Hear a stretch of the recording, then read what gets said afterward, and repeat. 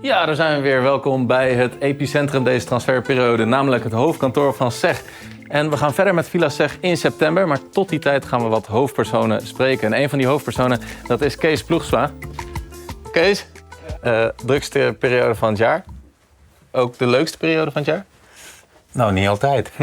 Nee. Als je niet succesvol bent, dan is het niet de leukste periode. Oké, ik hoor dat het nog niet helemaal mee zit, of wel? Nou ja, sommige deals zitten heel erg mee en die zijn ook al afgerond. En andere, dat is last minute. Zijn er ook een paar deals geweest tot nu toe die echt uit de lucht kwamen vallen voor jou? Nee, maar ze komen eigenlijk nooit uit de lucht vallen. Je bent eigenlijk altijd al bezig met deals doen. En je bent natuurlijk in september van het afgelopen jaar, van vorig jaar, ben je eigenlijk al bezig met de deals die je natuurlijk in de zomer wil doen. Ja. Alleen de brokerdeals, zeg maar, de deals waar je dus eigenlijk niet bij betrokken bent als klant zijn, klanten van ons. Ik heb een speler, Dennis Mann, heb ik naar PSV gebracht, samen met de Italiaanse agent. Ja, die komt wel uit de lucht vallen. Ja, dat is in één keer dat PSV een speler nodig heeft en dan krijg je een tip en dan gaat het rollen. Maar bijvoorbeeld een Jasper Sillissen naar NEC? Ja, dat was natuurlijk niet uit de lucht vallen, want we waren natuurlijk ook met Robin bezig. Ja, om die naar Sunderland. Naar Sunderland te brengen. En we wisten ook wel, als die naar Sunderland gaat, dan heeft Jasper wel kans om te gaan. Dus dat is niet uit de lucht vallen, maar die was wel lekker. Wel lekker, ja. En Jasper natuurlijk weer helemaal gelukkig in Nijmegen. En dan zitten we hier in de hartslag van de transferwindow. Ja, toch? Zeker weten. Want je bent jurist van SEG, Luc. Ja. Gaat elke transfer nou hetzelfde? Zeker niet. En dat is maar fijn ook, want dat maakt onze job leuk. Maar nee, elke transfer gaat eigenlijk anders. Agent belt jullie of van het contract komt van de club jullie kant op. Jullie scannen dat door of hoe moet ik dat zien? In het ideale geval zijn wij al betrokken vanaf het begin. Dus niet pas vanaf het moment dat de contracten worden gestuurd, maar ook al tijdens de onderhandelingen. Want een agent weet heel goed in de markt wat een speler verdient of wat hij zou moeten verdienen. En een x-aantal andere voorwaarden, bijvoorbeeld een tekengeld of een loyaliteitsbonus, noem maar op, of andere bonussen. Alleen wij zien zoveel contracten dat wij ook weten van we moeten hier misschien ook nog op letten of hier nog op letten. Of neem bijvoorbeeld in Duitsland, neem dit mee in de onderhandeling dat de club misschien toch doorbetaalt tijdens arbeidsongeschiktheid. Dus op die manier zijn we vanaf het begin betrokken en kunnen we ook waarde toevoegen in die hele deal. Het is dus niet alleen maar controleren of die afspraken die de agent maakt, of die goed op papier staan.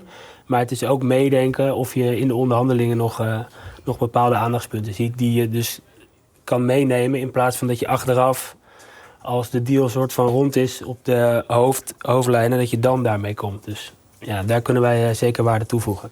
Maar die voor fans die zitten natuurlijk Transfer Deadline Day op Sky Sports te kijken en ESPN en alles in de gaten te houden. Is dat voor jullie ook een extra scherpte? Als ik aan jou vraag van, ga je 30 augustus mee het terras op? Dan zeg je nee. Sowieso is het, als mensen vragen, ga je mee het terras op tussen mei en augustus, is het antwoord altijd onder voorbehoud. Dus dat is wel, maar dat hoort erbij. Ik bedoel, we werken in topsport. Voor topsporters, dus dan is het ook het minste wat wij kunnen doen om ook gewoon beschikbaar te zijn. Of dat nou in het weekend is, of 's avonds, of gewoon door de week. We zijn eigenlijk altijd beschikbaar. Maar geeft die laatste dag ook, ik denk dat het ook wel heel veel adrenaline kan geven, toch? Ja, zeker weten. Het is dan vaak ook echt een race tegen de klok, sommige deals. Ja. We hebben afgelopen jaren wel een paar deals gehad die dan echt net op tijd waren afgerond. Ja. Gelukkig nog nooit een deal gehad die niet op tijd was afgerond. Maar dat is ook gewoon kicken natuurlijk. Laatste dag, hoe gaat die nu worden voor jou, denk je? Je ziet er wel relaxed uit nog. Oh, dankjewel. Ja, vind ik. Goed geslapen. Ja. Ik denk dat alleen voor mij persoonlijk dan, voor het bedrijf, er zijn natuurlijk wel met meer dingetjes bezig. Mm-hmm. Dat nog een last minute deal zou kunnen worden. Alhoewel de jongen het liefst natuurlijk ook zo snel mogelijk wil weten waar hij aan toe is. Mm-hmm. Alleen je hebt het niet altijd in de hand. We weten natuurlijk wel waar de interesse vandaan kan komen. Het is niet dat nou in één keer Real Madrid gaat komen. Dus de clubs waar die heen zou kunnen, die zijn er al. Ja, en dan is het afwachten of ze eruit komen, of ze een deal kunnen maken en of die jongen uiteindelijk wil. En het is natuurlijk ook niet zoals wij denken van, het is mij. We gaan even achterover zitten en wachten tot augustus. En dan even een paar belletjes. En daar ben je natuurlijk het hele jaar al mee bezig. Ja, er zit heel veel achter. Ja. En, dat kan je ook bijna niet uitleggen. Dat is natuurlijk ook de vraag die je altijd krijgt bij een verjaardag of als je mensen tegenkomt. Maar niemand ziet hoeveel werk erachter zit om het voor elkaar te krijgen. Nee. En nogmaals, als het moeilijk uitleggen, dan moet je misschien eens een keer een podcast over. Ja, lijkt me leuk. Joost, ja. Hartstikke leuk. Ja, we hebben een podcast toen met je vader gedaan. Ja, maar die was wel redelijk...